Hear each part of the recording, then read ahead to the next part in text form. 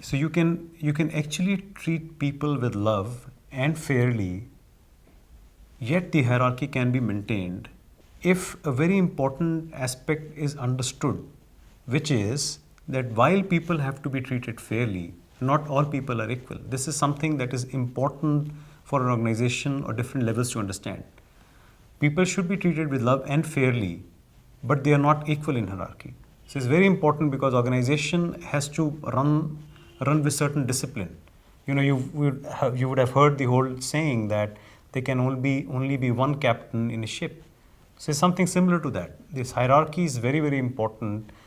So consequences and competencies have to be managed by governance, as I said. So that's very important. Yet you can bring in this aspect of sensitivity and love and treat people fairly for you to understand and balance your karmic residues, which would otherwise keep on playing out in your life over and over again until you learn them.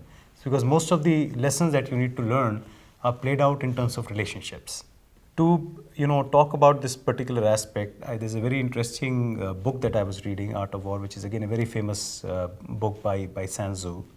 There are certain excerpts from the book that I would want you to pay attention to. This is a very interesting line of thinking. Obviously, the context there was the army, and they're talking about the ranks in the army.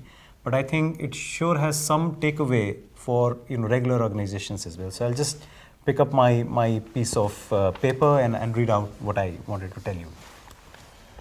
The book says, if you punish them before they have won loyalty, they are useless. So they're talking about the ranks, obviously. If you do not punish them soon enough, they are useless.